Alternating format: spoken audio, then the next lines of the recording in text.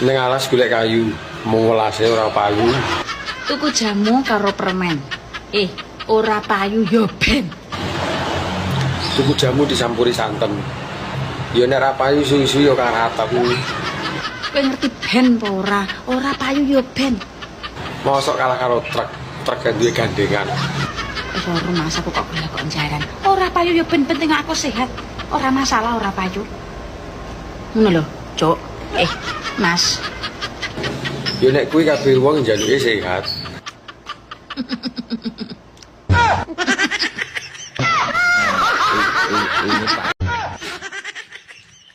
Neng Purwokerto tuku ketan wedokan saiki ra kenek nggo tenanan. Iwak asu iwak bekecot kowe pancen ayu tapi wis ra nyokot. Oh, Dan apa? bully aku neh kowe. Wis seneng aku lho kowe, tenan nek mbok terus-terusno. Ya ora mungkin.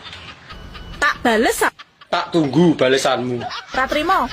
Lah terus arepnya apa? Tak bales. Iya ndang. Omahe alik sandinge Mbak Maya. Barangmu cilik kakean gaya. Tonggone Bu Lilik bocahe mbeling senajan cilik wetengmu iso blending. Mangan bandeng ditetel-tetel rupamu ra ganteng tambah koyo gatel. Rupane ra ganteng malah koyo gatel. Lho kok jaran. Kapok. Salahnya bully wong wedok.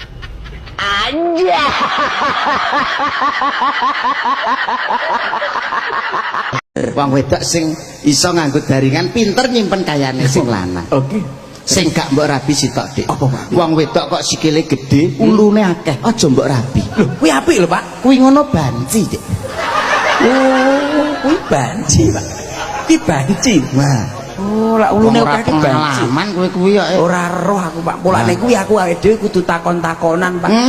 Ben ngerti wonge pengalaman ki angel. Betul. Pengalaman tuh mahal harganya. Harganya Tenan wong ora ngerti apa-apa sok diblituki, sok dihapusi ki akeh. keblondrok. Blondrok sok suwi nun sewu, Pak. Ngene iki lak manten dituturono, diomongono, sok-sok ya ora dirungokne. Ora sing perlu diomongi, sing perlu dituturi iki ya manten sing lawas-lawas. Lawas.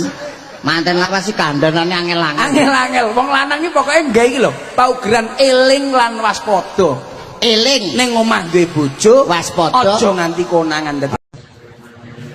Piye? Sido rabi apa ora? Nek awakmu rabi karo aku, awakmu pengen duwe anak piro, Mas? Yo gawe rasa nanggung-nanggung sing akeh pisan. Karuan nang ngragati. Gek awake dhewe ancer-ancere rabi sasi piro? Engko ngenteni sasi 13.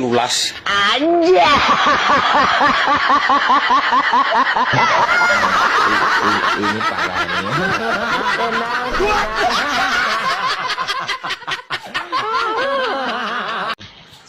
Wong wedok iki senengane ngentekne duwite wong lanang. Terus sapa sing mbok ngentekno? Celeng, hah? Nek gak wong wedok sapa? Lah wong lanang e wangi ngentekne mosok ya ora oleh. Lah wong aku sing masakno dekne. Lah kuwi kan tanggunganmu. Aku sing ngeloni dekne. Lah dhuwit wis diwehne ngeloni moh iki lho. Aku sing lairno anake. Aku sing ngemiki anake. Aku ya sing ngemiki dheke. Dhuwit sak anak-anake diblekne kabeh gur ngemiki sambat. Aku sing ngombah-ombah kambine dheke. Sapa sing entek dhuwit nek gak aku? Hah? Ya wong lanang dibagi to sak idik-idik.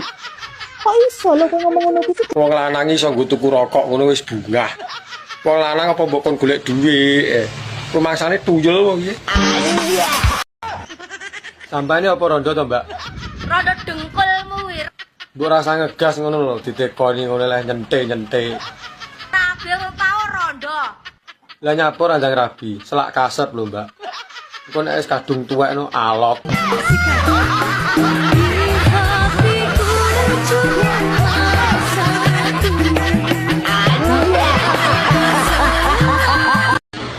Ayo Dik, rabi karo aku. Aku ndelok awakmu bergairah. Aku pengen duwe anak 12. Mampu ra kuwi? Kepelekne wis. Pertanyaanku, mampu enggak? Ya jelas mampu. Engko bendina ngombe ndok sak tarangane to.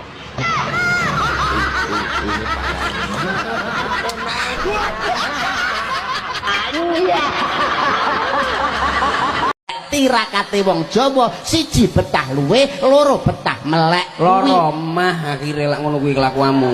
Kowe mlebune rumah sakit ngono lho kene Pak Gondo. Mbok ditayok kowe. Lah iya wajane ya ora tau mangan, ora tau apa ora tau turu, ora tau istirahat loro omah goblokmu. Betah luwe, betah melek. Loro omah lak wong saiki. Lah sing goblok kowe ya. Lah nyapa ta? Loro omah penyakit paling gampang tambanane. Oh ora angel lho ngawur lambung. Gampang takono aku. Piye carane? Loro omah ta? Ya. Pengen mari. Pengen. Pindah kidul omah.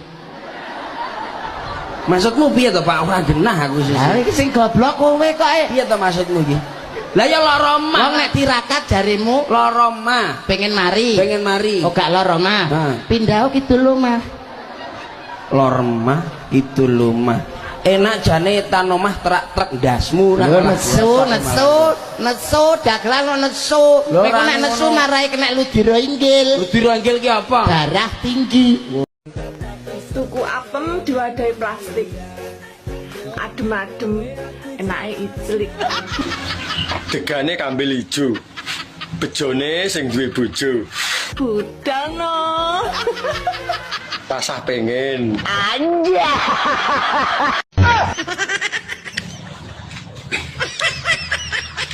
Kowe iki dadi wong wedok, pikiranmu duwe teh. Ora ngerti, wong lanang sing golek lho nganti ndase cumplang. Emange ngemet selimut tok. Warek, Mas. Hah? Lah wong nyatane lho njolak njaluk lho. Warek. Ora, Mas.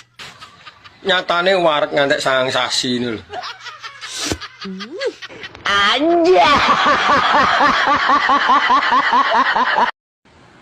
Mbak, cowok idamane sampean sing piye? Hitam manis. Kaya aku lho. Golek sing setia apa ora? Nek golek sing setia saiki wis langka. Dari sapa? Nek sampai enek cowok Indonesia sing setia, cukup satu wanita, tidak memandang fisik. Di alamate, jaluk nomor WA-ne. Rasa adoh nek golek. Aku lho idamanmu banget. Lah apa iso niteni rondo karo prawan karo ora roh. Wong iki takon aku. Lah piye carane? Wong wedok kuwi nek gong duwe bojo iki sebutane nona. Lah kok iso nona? Man belum punya suami, Ya. nona. Terus Tapi kalau sudah bersuami itu nyonya. nyonya. Tapi kok cek perawan wis duwe anak. Piye Pak? Nyah nyoh. Lah mangsamu ngawur. Lho, kan yo disesuaikan. Cacak nom-noman iki tak omong. Apa? Carane golek jodoh iki piye nek teko aku. Keminter kowe. Iya Pak tenan Pak aku lek ngomongi tenan. Isone bojo ayu terus piye carane bojo ki romantis apa ora teko aku. Carane piye? Pomone enek bocah nek Pak ya sinden ngene iki lek Umpamane sing mending didelok sitok umpamane sapa ki jenenge ki Tika. sapa kan iso kan ya. Tika untuk salam kanggone Wildan. Iya. Nang luar negeri ki lho. Asu iso dadi kaya kanca. Mulai. Lah kok nang Indonesia iki kanca padha kaya asu.